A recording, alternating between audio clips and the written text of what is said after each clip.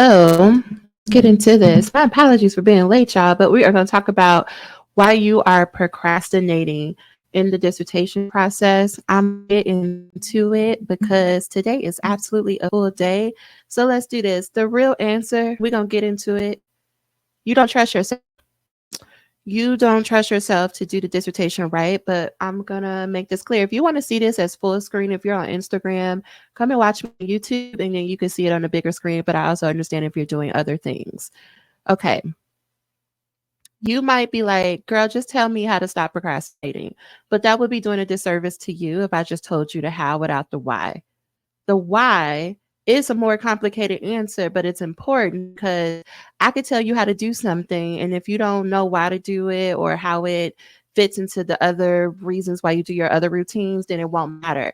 You know all the information. You can watch all the webinars and workshops about time management and being productive, and you know the how. The question is why you're not doing the thing that you know you need to do, right? 80% of who we are, 80% of how we think, how we feel, our habits are automatic. What does that mean? You are already a consistent person. Let me say it again for the people who are multitasking in the back. You are already consistent. You already show up and you do the same shit every day. You just don't like what you do every day. You don't like the things that you are consistent in. But the good news here is that if you can control what you do every day, then you can also change it. Let me say it a different way. If you want to become a doctor, you have to start acting like a doctor now. You have to do what doctors do. You got to do doctor shit now. I'm gonna do a lot of cussing, y'all, because it's later in the week and I'm tired and we are here. Meaning, you don't become a doctor just as you finish a dissertation and you graduate. You become a doctor because you learn how to think and act like a doctor. So that means you need to practice doing that. If you are coming in, whether you're on Instagram or YouTube, tell me hi, y'all, because it's getting real lonely on this side of things, right? You procrastinate, like I was saying in the beginning, because you don't trust yourself to do it right.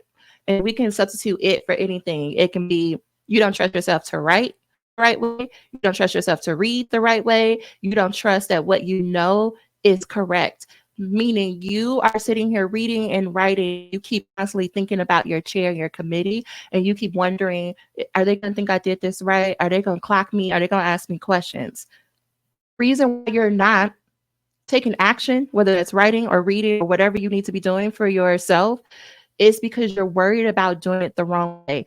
You're worried about wasting time. You're worried that somebody's going to call you out. And I get there probably really real reasons why you have those fears. But I want you to know that the reason why you are procrastinating is because you're scared of looking like you don't know what it is that you're doing. And if I am stepping on your toes, please let me know. You are more committed to, and I feel like that's spelled wrong, but here's the thing, you're more committed to believing these things about yourself. Let me change it so you can see. You're more committed to being like, but I'm just so tired. But this process is so hard. I just need to get it together. I know what I need to do. I just need to get organized, but I'm a slow writer and I don't have the same type of support and resources like other people do. Right? I'm so far behind. I can't make it. You're more committed to being consistent and thinking these things every day because you think that these things are true about yourself. You think that it is true that you are slow. You're slow in terms of writing and reading. You think it's true that you don't know what you're doing. You have decided that you don't know as much or more than your chair. Let me say it again. Many of you know more than your committee. You know more than your chair. And the only thing that's stopping you from fully operating that is believing that that's true. Let me slow down. Does anybody have a question or like, are you following me? Put a one in the chat if you're following, because I just want to make sure that y'all are understanding what I'm saying. You think that it's a fact that you have so much further to go because you see your chair in a position of power. And I am telling you that the only difference between you and your chair as it relates to your research is that they have a signed piece of paper saying that they have a degree from a particular institution calling them doctor. In terms of what y'all know, in terms of your ability to figure things out, in terms of your tenacity, your perseverance, most likely you probably outwork them. You probably outrank them in this capacity. But I know it's going to be hard for some of y'all to believe. Please, I see y'all on Instagram. Do you believe that you know more than your chair is my question in this particular topic? Do you believe, and Dell, I see you, if you're still here, you're about to defend. As you go to your defense, do you believe that you're more knowledgeable than your committee about your topic?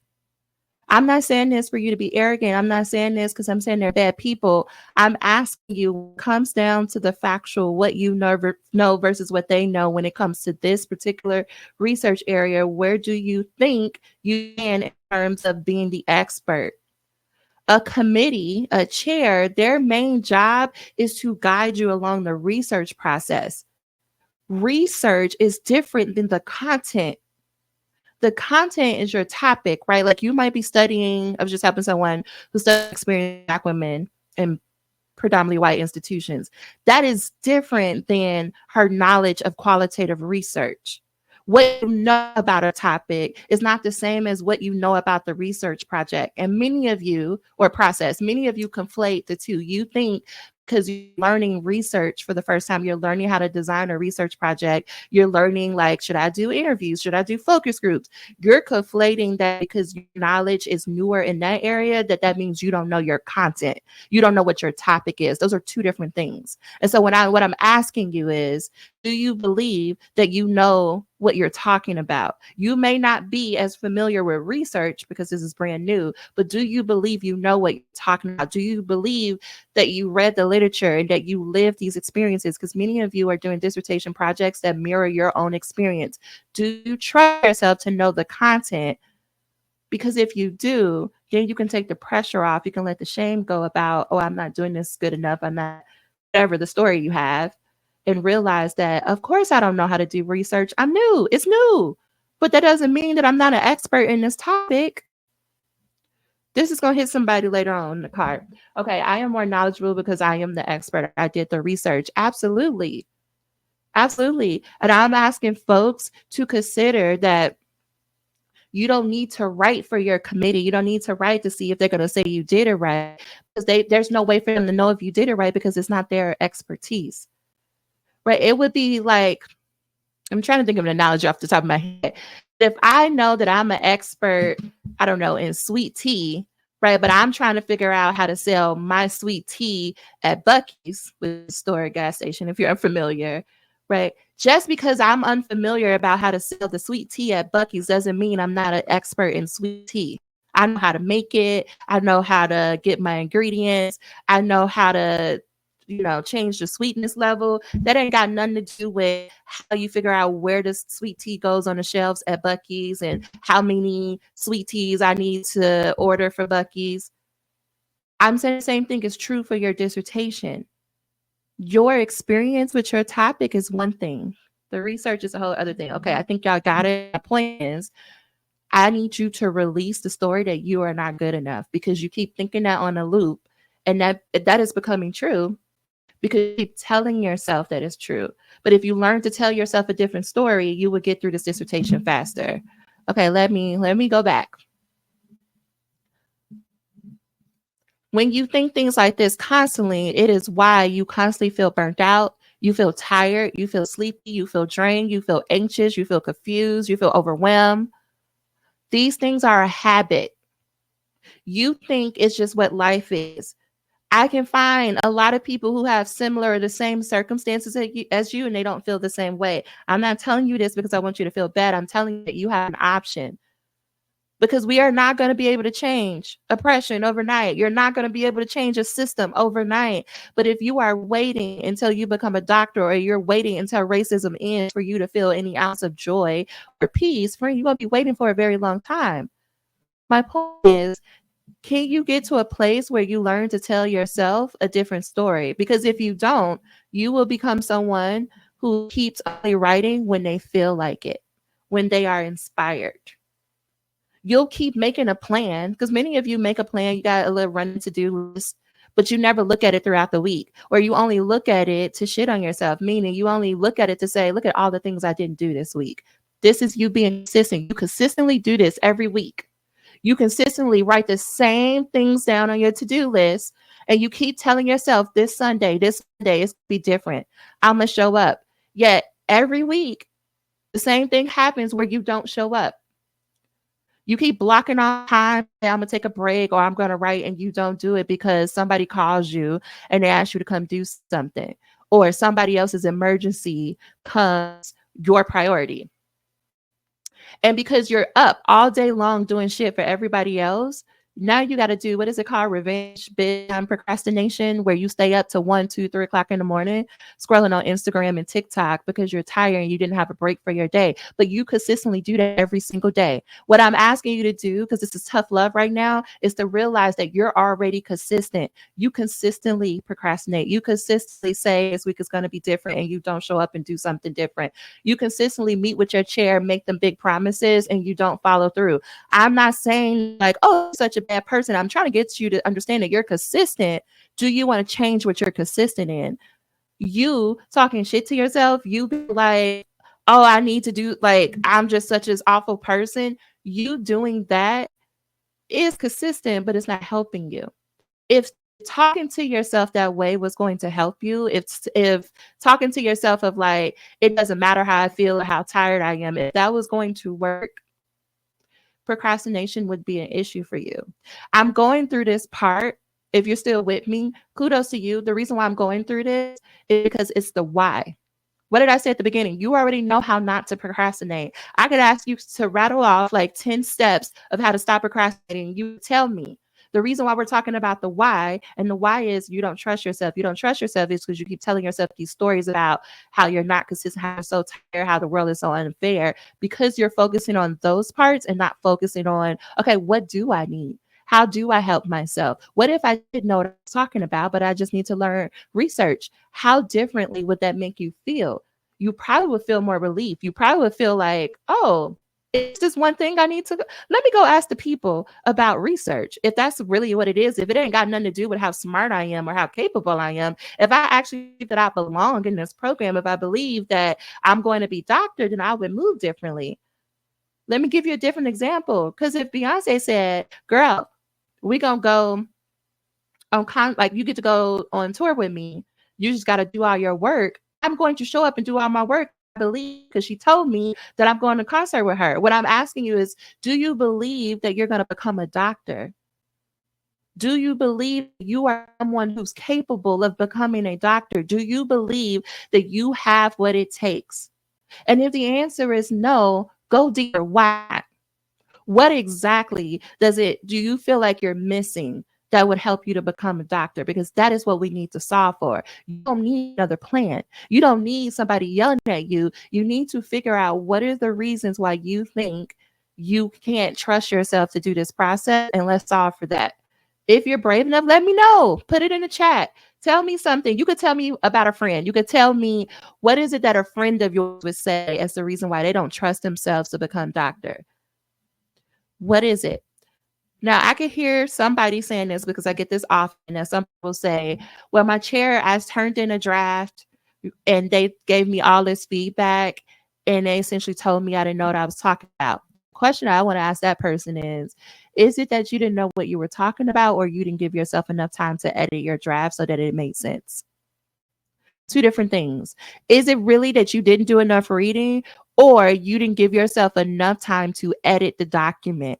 Was it disorganized? Was it all over the place? Were you having like a bunch of run-on sentences? Because that is grammar and mechanics. That has nothing to do with what you know. So we need to get clear. Okay, I am drowning in a foot of water. Tell me what's in this water. Is it you feel like you have so many things competing for your time and attention and you don't know what to focus on first? Because that's real. That's real. Especially if you, right, this time of year, we got homecomings, we got midterms. This is where people start to get sick, especially little kids start to get sick, right? If you're doing any type of caregiving for your parents, grandparents, or any other family members, it could probably feel like a lot right now because this is a high time of transition. But you know what the thing is with that example? That ain't got nothing to do with what you know. You being overwhelmed because of all these things competing for your time and attention has nothing to do with what you know. So when you go to write and your brain wants to say, oh, the reason why you can't do it is because you read enough or you don't know enough, you tell your brain, actually, that's not it. I need to solve for all these things that are competing for my time and attention. I need more white space on my calendar. I need more time to rest and take care of myself so I can have the necessary energy to show up and take what I know and put it on the paper. Two different conversations. So if you, Mary, let me know if it's more about the that are competing for your time and or attention. If you are someone, because what I also get is people who say, "Well, I have so much to read. I read like 200 books. I got to read like 50 articles." My question is why? How do you know you have to read that many? Somebody's going to read this question. I need you to let it settle in your spirit. How do you know how much you need to read? Let's say for a literature review. Who told the number? Did your program, your chair, your committee, your instructor, did someone explicitly give you a number? Did you give yourself that number? And if it's the latter where you gave yourself the number, how do you know that's the number? How do you know you don't need 1,000? How do you know that 10 wouldn't be enough? These questions are important. How do you know how much you need to read? Another question is how many pages would a dissertation be? How do you know? Whose like evidence, like whose rubric are you using? How do you know that you're supposed to write a 100-page literature review? I ask these questions. They seem like very like, what girl, duh, on this. Really want you to sit with it. A lot of times we put these expectations on ourselves that we made up because we're trying to figure it out because we've done it before. But that doesn't change the fact that they're not made up.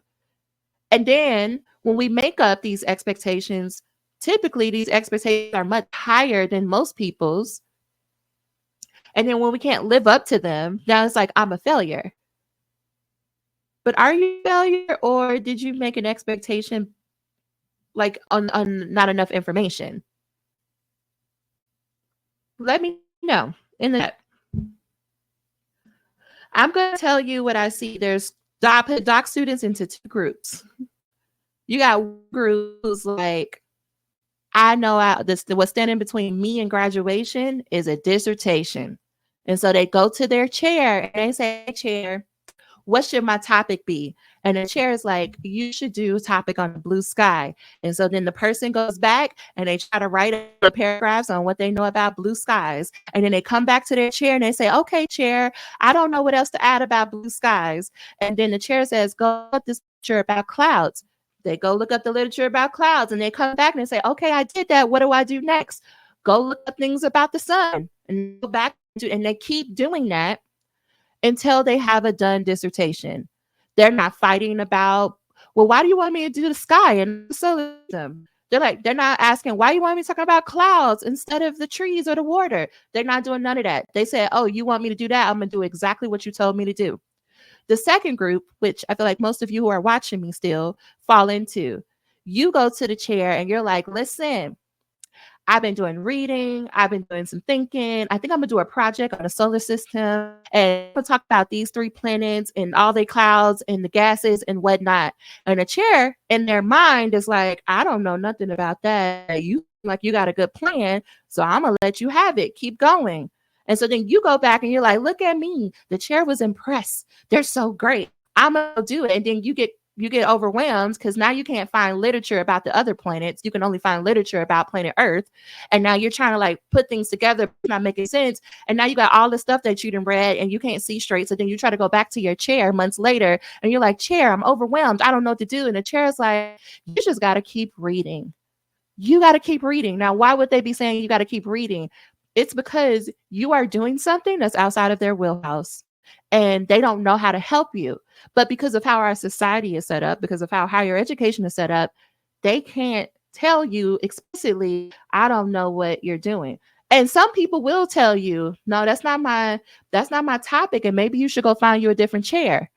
You're determined to make it work, right? Because you as a young child has always made a way out of no way. And so you are determined to make this work. And you're like, no, chair, I think we'll do it together. But help me figure out what to read. And the chair's like, I done told you in so many ways, I can't help you.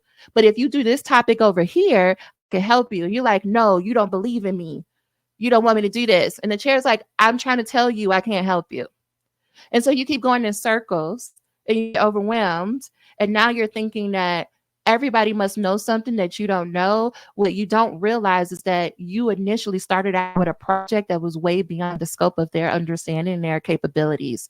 And what you think that you don't know what you're doing is really nobody knows what they're doing. And if you really mean what you say, when you say to yourself, I just want to be done with this dissertation, I want to graduate, then you know what you would do? You would go to the chair and say, tell me what the topic is, and I'll do your topic exactly the way you told me to do it.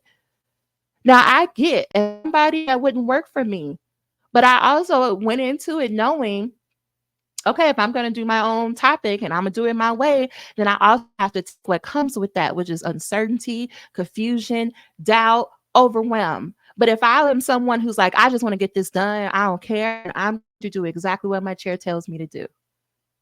Let me pause and see what y'all are saying. Do you understand the difference? Okay. I'm a non-traditional student with a lot of parental responsibility, an adult sibling with autism, and I'm struggling to control my calendar so I have time to rest, recover, and work. Yes, the chair saying they don't want to get in my way when I could use a bit of guidance. Yeah. If I was going to translate that for you, they're like, I didn't do all of that. And you're so smart. And you seemed, here's another way of saying it. They're trying to figure out even all of that you have going on, the parent stuff, being a non-traditional student, and you still have the wherewithal to like come to them with what seems to be a very like well put together proposal or idea. No, they don't know what to do. They're still confused how you're still standing. They're trying to figure out how, with everything that's going on, you still have brain power to even come up with an idea like this. It's more of awe and like, depending on where they are, I'm gonna make some generalities and some assumptions. From my experience, most of them are just like, I don't even know. I was not that capable as a student. I'm not that capable now. And their insecurities, but they're human. Their insecurities get in the way. And so then they give you very generic responses like, well, you got it. Just keep going. And you're like, but no, give me guidance. You talking to them about advanced calculus and they never made it out of algebra. They can't help you.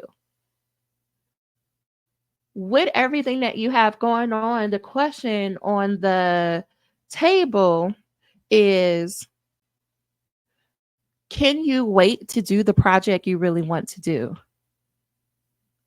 If it's more about, okay, I just want to get this off my table, how do you reduce the project? Now, you may need some help and you may need somebody to talk that out with. That could be the thing that guides the conversation. How do I pare down this topic, or how can I find a topic that is more simple? And if you're comfortable, you can let me know what your topic is and we can talk, or you even want to come over here and we can go live and coach through it if you want to come to YouTube. But they don't know. And especially as a non-traditional student, you have lived life, friend. Like, you have had to figure out shit that people probably haven't had to figure out. Because the fact that you allowed yourself, like, at this stage of life with everything that's going on in your circumstances, and you still decided to go to a doctoral program, most people are just like, what? How? How can you do that? What's going on? So you let me know if you want to come over here. Y'all, I didn't got all the way off. I don't even know what I was talking about. My slides. Okay, here we go.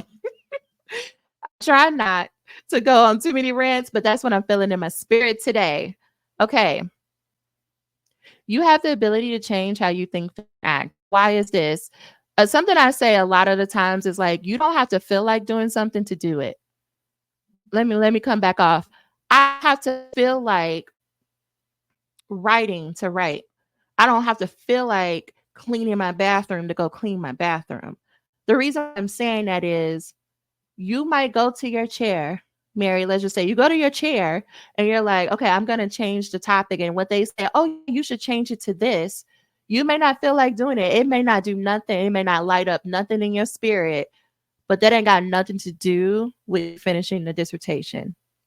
You don't have to feel inspired. This doesn't have to be your best work. This doesn't have to be the thing that's going to make you as a scholar in order for you to become a doctor. I know a lot of you. I'm sure every one of you, if I was to ask you, do you know someone who's being called the doctor right now that you feel like they ain't even work for it, they don't even deserve it, they don't even know a fraction of what you know? That is the clue, the proof there of you don't have to be like the all knowing. You don't have to be the most committed, the most motivated to become a doctor. You just have to be willing to show up and do the steps to become a doctor. We tend to put so much pressure on this title, and there are just people who just show up. Oh, I'm supposed to write that, I'm supposed to read that. Okay, then they just check the boxes and they become doctor, and they got the same degree as you from the same institution, and it holds the same weight, and people are just impressed with them as they are with you, because nobody knows enough or cares enough to be like, oh, you did this but you did that. There's only a small fraction of people in the world who would know the difference between you and that other person. I'm saying that to say, get your degree and then worry about changing the world. Finish your dissertation and then worry about how you can make it to your best work. And as a caveat to the caveat, your dissertation cannot be your best work. No matter how much you want it to be, it cannot be, because you are a beginner. This is your first time designing a research project from start to finish. This is your first time doing the research and writing it up. If something is your first time, how can it be your best thing that you've ever done?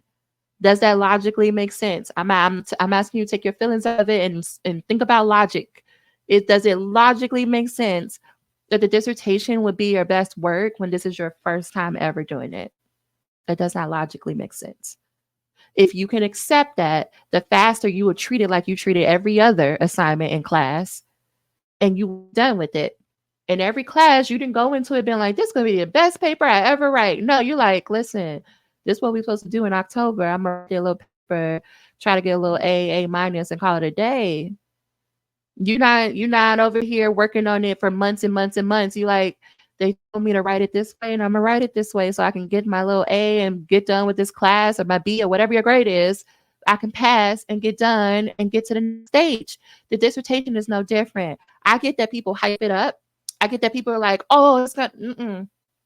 They're liars. I'm not saying they're lying on purpose, but I need you to hear me. They are liars.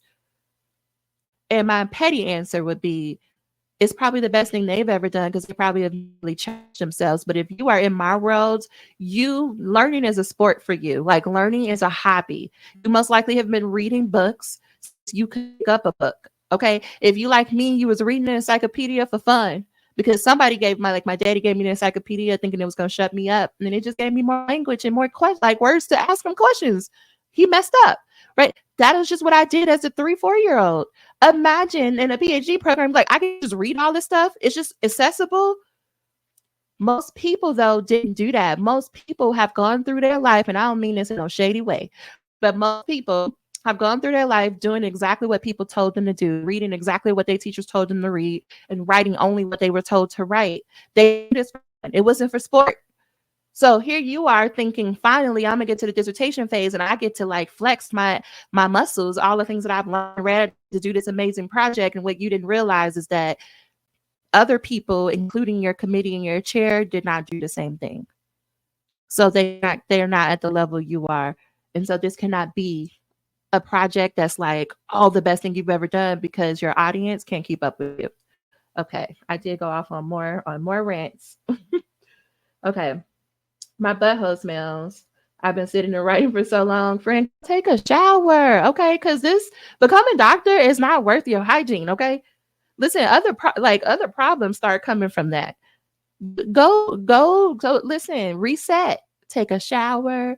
Put on, if you got some nice lotion, go do that. You could even pop it in the microwave for a couple of seconds, right? Let's just make this a whole luxurious experience. Just pop it in the microwave, put it on.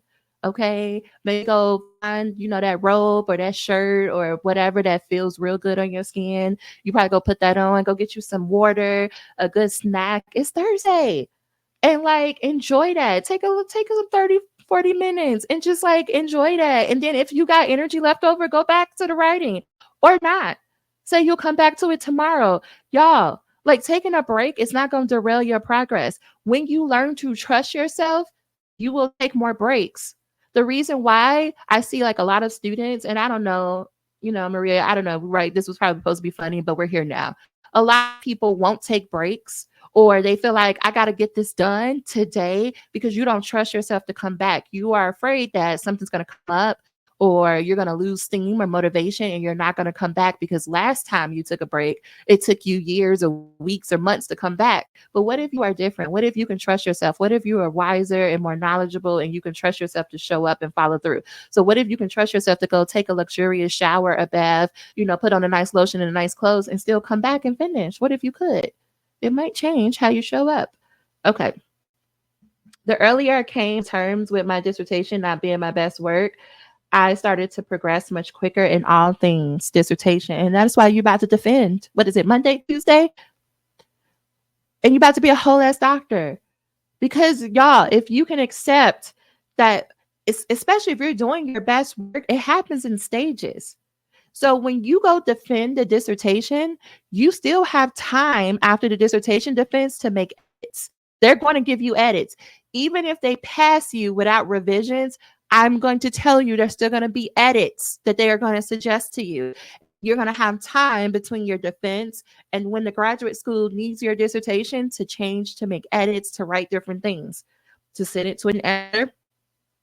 Even after you submit it to the graduate school for graduation, there is usually a timeline, like a time built in from you submitting it for graduation, from you to you submitting it for publication, like if you're going to do like ProQuest. If you are thinking about dissertation of the year awards, those don't usually happen until like this time next year or 2 or 3 months after graduation, for this very reason, because they want to give you some time to present your best work or whatever it is at that moment. Best work happens in stages. It has to go through many hands. It has to go through a lot of review processes, a lot of editing, a lot of revising. The version of the dissertation that you defend will not be the version of the dissertation that you submit for an award, that you present at a conference, that you submit for publication. You're going to constantly look at it. And the truth is, y'all, I'm getting trolled on the YouTube. And the truth is, I lost my train of thought, but I'll come back. Anyway, Defending Monday, it's Friday Eve. Exactly, Kristen. Exactly.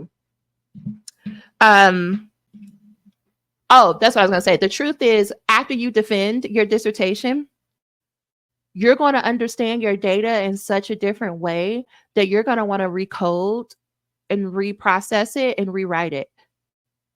Because the dissertation defense is going to mark like an end of a cycle. And it's like all the pieces are going to lock into place. And you're going to be like, oh, I get this research process in a completely different way. I know exactly what I want to do now.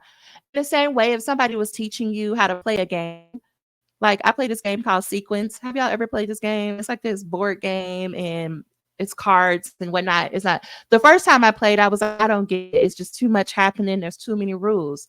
But the second and third time I played it, I was like, oh, I get it. Now I can like lean into strategy. Like playing Monopoly for the first time. Okay, you got like different sides of the board. You're like, why is Boardwalk so much more money than like, I don't know, same first place? Like make it make sense. But then once you start to learn the rules and like free parking and the jail process, you're like, oh, okay, I get it. And then now you be more strategic. Now you can, instead of being like, I'm gonna buy any property, you're like, I'm gonna go after that side of the board with the green and the blue. And I'll make sure I get a hotel, because if somebody lands on that, that's thousands of dollars versus if somebody lands on this light blue and it's like a $50 or $100. Okay, hopefully it's making sense. If you play Monopoly, if you don't worry about it. Okay, let me get back to my to my thing. Okay, so do you have a capacity? So this is what I want you to ask yourself. So Mary, this is for you too. Whenever you are thinking about, okay, here's what I want to do. I want to do the things that's required to finish this dissertation. I want you to say, okay, ask yourself, do I have the capacity? How I define capacity is, do I have the time, the know-how, and the energy to do the thing? So this weekend, tomorrow, we're going to be doing the Write Your Literature Review retreat. And the promise of this retreat is they're going to walk away with a draft of their literature review. The first question I am going to ask them tomorrow: do you have the capacity to write a full draft of your literature review? Number one, do you have the time? Well, the time is set aside because this retreat is 3 days. Do you know how? Do you know how to write? Do you know from start to finish how to do a thing? I'm going to explain it to them over the weekend. And then energy is up to them. You have the physical, mental, and emotional energy. So, Mary, here's something I want you to think about before I go too far off into this. You might be telling yourself, well, I have the time technically to do it if I move some things around, right? If I wake up really early in the morning, or if I'm willing to stay up late at night, technically I have the time. And you might be saying, in general, I know how to write, let's say a literature review. I know I need to read some things and be able to write a 30 to 50 page document about this topic, right? But here's the thing that we dismiss as people. Do I have the energy? Do I have the physical, mental, and emotional energy? Physical energy. Does my body and my brain have enough calories, which is energy? Do I have enough calories to execute the task? Like, does my body have enough energy to actually do the writing, to do the reading, the comprehension? Mental energy. Do I have the focus? I may have the physical energy, but do I have mental ability to focus on the reading, to focus on the comprehension, to focus on writing words on the page? Do I have the mental ability to do that? I may have the mental ability to do that, but do I have emotional energy? Meaning, do I care? Do I care about what I'm doing? Do I see the big picture of why this is important to write a literature review? And you might be saying to yourself, if you grew up in a family like I did, well, it doesn't matter if you care. It doesn't matter if you have the energy. You just need to do what you're supposed to do because it's your schoolwork. Well, how is that working for you? If it was as simple as it doesn't matter, you should be able to do it anyway, then why are we not doing it? Another way of I would say that if shame was going to work, why is it not working? If telling yourself you just need to do it was going to work, why is it not working right now? How is that a moral failure on your part? Like, how does that have anything to do with you wanting to do it or you knowing what to do, right? If you should just be able to do, like, it doesn't matter how you feel. If your feelings didn't matter, then why are you not doing it? Feelings matter is my point. I'm probably getting this confused. My point is how you feel matters. And this is real deep. And this is a lot of what we do inside the group. There's a reason why I focus on how you feel so much is because you have most likely been told your entire life how you feel doesn't matter. Think about the deepness of that. How you feel doesn't matter. And let me give some compassion here.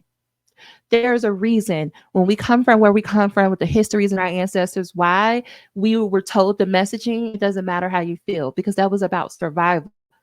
When you're trying to survive to see another day, when like what you say, how you dress, what you do could possibly get you, I'm on YouTube, it could possibly get you unalived.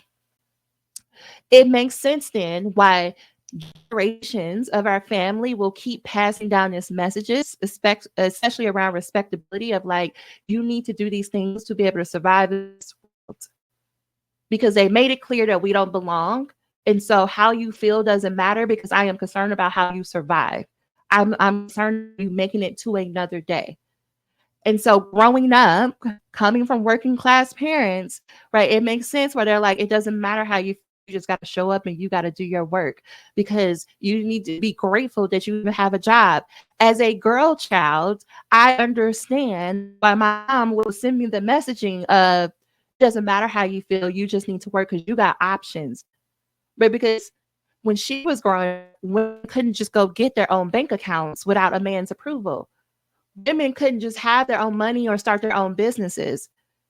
And raising me, late 80s, early 90s, right, where all these options are available more than they were 20 years prior, it makes sense why she would give me the messaging of like, you need to do good at school, you need to get a good job, you need to be as independent as possible because you got options that you can take advantage of. But also in that is that she didn't have the experience of going to a doctoral program or having her own business or having a salaried position. So she can't teach me things that she hasn't really had the experience in. She can teach me what she knows. And what she knows is if I put my head down and I work hard and I override how I feel in the moment, I can make that sacrifice overriding how I feel in the moment, then my kids will be in a better position. But she's also passing that along. Like, I'm not demonizing my mother. I'm trying to get y'all to see, right? The generations before us are just giving us their best knowledge that they had at the moment.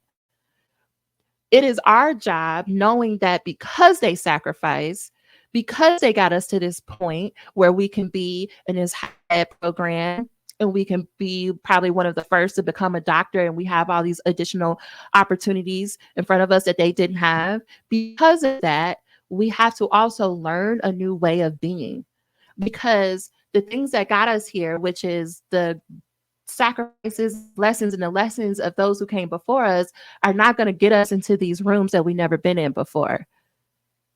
And what you don't know is what other people know who have people in their families or their immediate circles who are doctor, and they're like the third, fourth, fifth generation doctor in their family.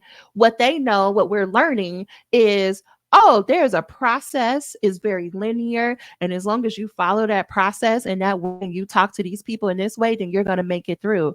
But because we come from a history or a context that says we have to learn the hidden curriculum and we got to figure out the the very dangerous like loopholes and whatnot, because we're doing a lot of extra work, we start to complicate a process that was never meant to be complicated. I hope I am being clear that I'm not saying that this is on you. I'm saying when you realize that you made it to the place where people were sacrificing for you to get to, the skills that we have to develop now is, how do I stop living in survival mode? And how do I start to see that, okay, I made it to the place that they dreamed about me, like getting to. Now, how do I thrive in this place? At the risk of sounding very cliche, how do you stop surviving and how do you thrive in the opportunity and the privilege so many people have sacrificed for you to get to? We went somewhere, but this is important, y'all. This is why I talk so much about your emotions. They didn't have the privilege. My mama didn't have the privilege of talking about her emotions. I do. Right? My grandmother definitely, as the first Black woman in the Chicago like postal service, didn't have the privilege to talk about, I don't belong here. She was just trying to survive. So her kids could have different options. My mom was just trying to survive, who also worked at the post office, so that I could go to school and be like my nerdy, like free spirited self of like, I read all these books, girl. She didn't have the privilege of thinking about how she feels, right? It is our work now to, like, in order to thrive, in order for us to fully take advantage of the opportunities that have been presented to us, we have to learn how to feel. And that is going to feel very dangerous. There's a part of your brain and your nervous system that's like, absolutely not, girl. What does this have to do with procrastination? You're procrastinating. You don't trust yourself. Something feels off, and you keep ignoring your basic needs. You keep ignoring your emotions, and you keep telling yourself it doesn't matter how you feel. Push through. And I am telling you that the reason why you're procrastinating, the reason why you don't do the things that you know you should do, is because there's a part of you that's like, I am tired of you ignoring me. So until you acknowledge that I'm here, we're just not going to do anything. If you want a name for this, this is inner child work. There's an inner you that's like, I'm not gonna keep ignoring how I feel. When you can stop focusing so much on getting the approval of your chair and committee and realize you probably know more than them, you probably work circles around them. When you can accept that about yourself, you'll take the pressure off there, and then you'll allow yourself that time and attention back to make sure you're drinking water every day, making sure you're going to lay down somewhere every day, making sure you actually eat meals every day, making sure that you connect with people who you love and you learn to enjoy. You learn to sit on your couch all day on a Saturday watching Living Single and not 1 ounce of guilt. You allow yourself to learn those skills. And yes, my friend, those are skills. That's not you being lazy. That's not you saying you don't care. That is you learning how to enjoy the sacrifices and the privileges that you have available to you now. Okay. Yes. Holistic coaching. I am a student affairs professional. That means I care about the entire student. We are the people on college campuses who are like, hey, what you doing? You want to come over here and play this game? You want to come to this pizza party? We're doing that because we know that people, when they learn, is when all of their needs are being addressed. The reason why you keep going to your chair and you keep writing a plan after plan and wondering why it's not working is because you're only focused on one part of capacity. You're only focusing on, do I know what to do or do I have the time? You're ignoring this. You're ignoring this part. So inside of the Finish Your Dissertation Institute, what I ask students to do is give me 10 hours a week. People love to be like, what am I going to do in 10 hours? What are you doing now, friend? You're spending 10 hours a day in front of your laptop doing nothing. Nothing is getting on that page. And I get that you might feel good that you logged in hours, but if you're not producing anything for those hours, you wasted your time. I want you to have your life back. I want you to know that you can complete 40 hours of work in 10 hours a week.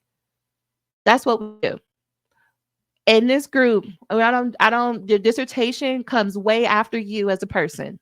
It's just another thing that you're going to get done. So, students, 10 hours or less, because 10 hours is the max. And a philosophy that we follow is, okay, I know I got to write this findings chapter, but can I just like figure out what my 3 bullet points of things are going to be? Like, this can I just mentality is all about how do we break big projects down into little pieces. Why? Because we got 10 hours and we're going to make the most of this 10 hours. And the way you make the most of a 10-hour period is you break things down in such a way that it becomes so easy to complete. The second part, once you have your schedule for the week, your 10 hours, then it's about how do you break down tasks from start to finish? Something that I ask students to do is if you were going to hand off your to-do list to like an assistant or maybe one of your kids, if they had to execute your to-do list and they could not ask you for questions, how would you write out that to-do list? How would you break it down so that they would not have to ask you questions? This is where most people are like, I'll figure it out later. No, you won't. Because if you can't figure it out now, while you are setting aside time to do your plan and to figure out what you're going to do for the week, if you can't figure that out on a Sunday or a Monday, on Thursday, when you're tired and you had a whole week and that person is getting on your nerves at your job and your kid is sick for the 3rd week in a row, you don't have it to figure it out then. You want to make a plan every week so that you on Thursday or Friday, who's tired, who don't even know why they enrolled in a doctoral program, you want to make a plan that they can easily execute even when they don't feel like it.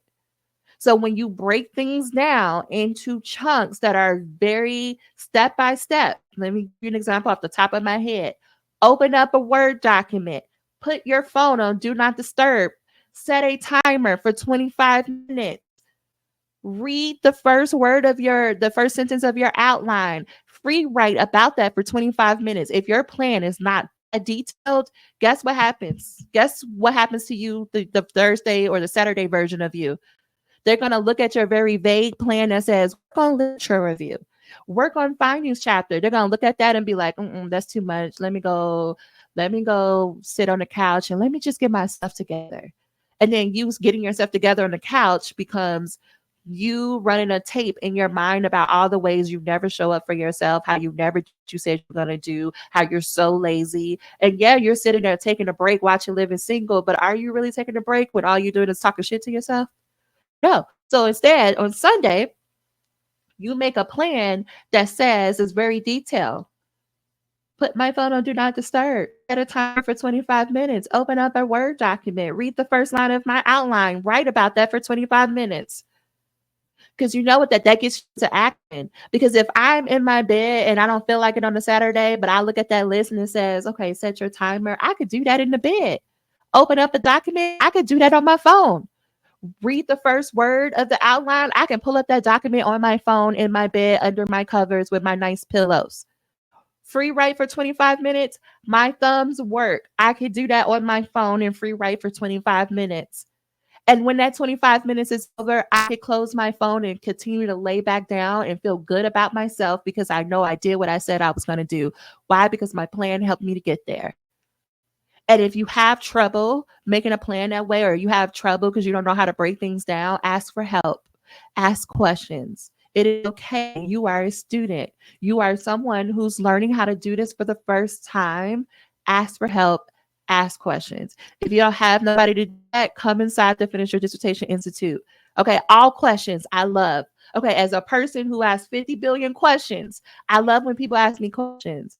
I don't get irritated. Even if you thought it was a question that you should know the answer to, I'm going to give you an answer because I understand there are just things that we don't know because people haven't taught us. They assume that we know and they punish us like we're supposed to know. But if you never taught me how to know, if you never told me how many paragraphs to write for each section, how would I know? If you never told me how many pages are supposed to be in each chapter, how am I supposed to know? You never taught me how to edit my writing. If you only told me to look for spelling and grammar, but you never told me about academic writing and how it's repetitive, you never really taught me APA. How am I supposed to know? How are you supposed to know?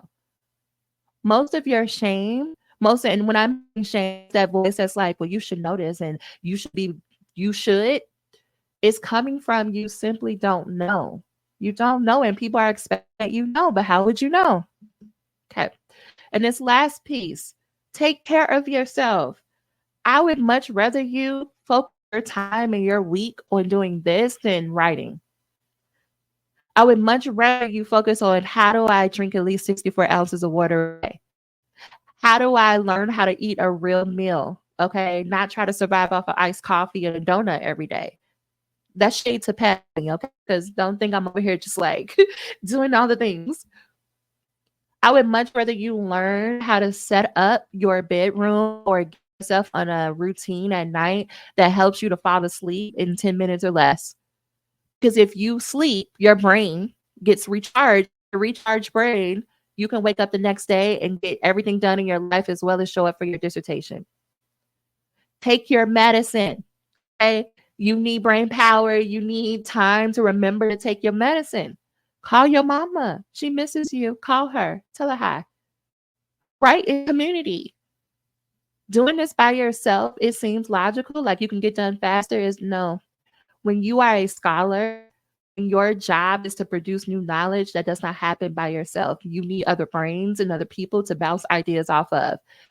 I get that there's like some things around people like confidentiality, people taking ideas. Find you a group of people who you can trust at least enough to do scholarship with. Like I said, come on into the Finish Your Dissertation Institute and ask for feedback. Not only should you ask for it, but apply the feedback. Okay. A lot of you ask for feedback, you see all the track changes, and you think that that means that you don't know what you're doing when it was really the person giving you the gift of here that you should focus on. Feedback is the lights. I like to think about it like the lights that for the planes to know where they should land.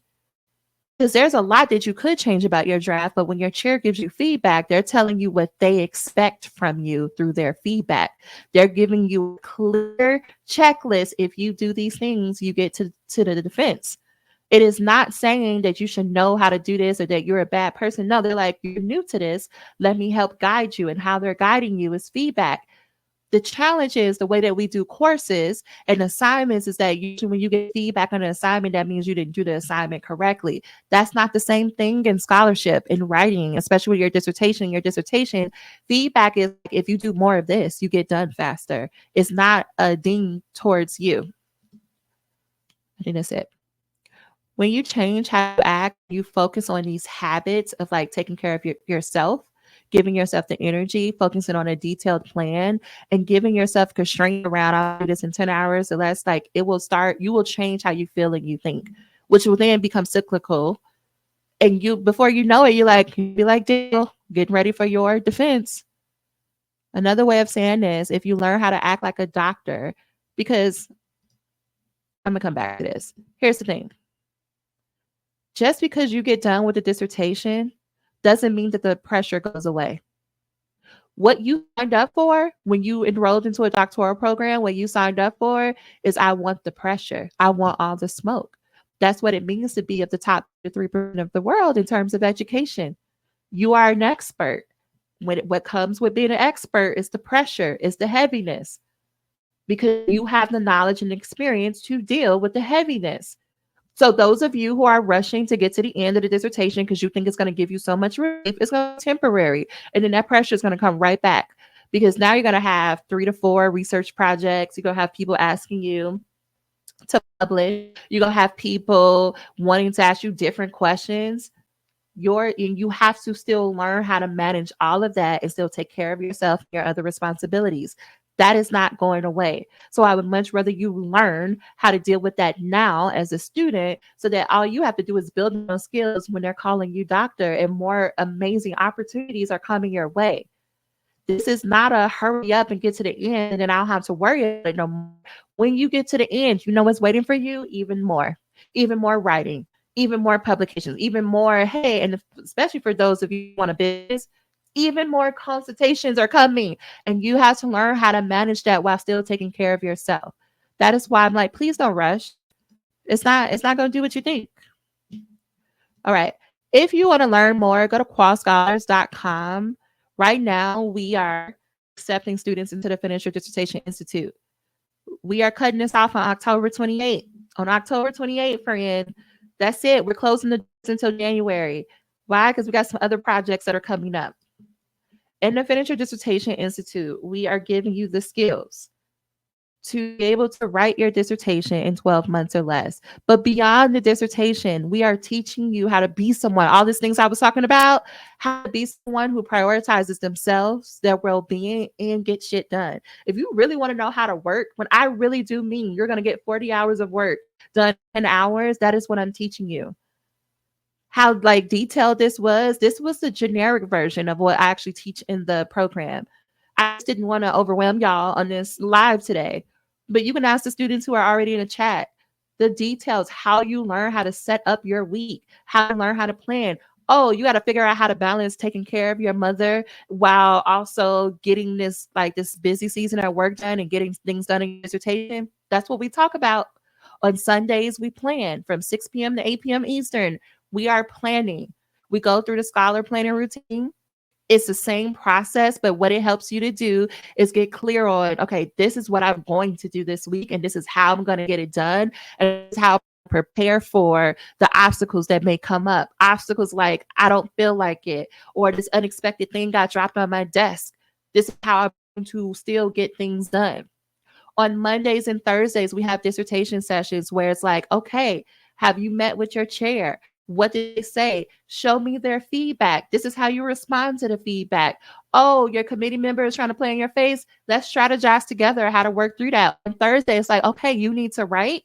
Here's your process for writing. You got stuck here. Let's talk it out. I am there. Or a team, another coach is there. Those are our 3 calls, but we also have co-working calls, like co-writing calls. We have 6 of those a week. There are people just like you who are in their dissertation process and they're leading those calls.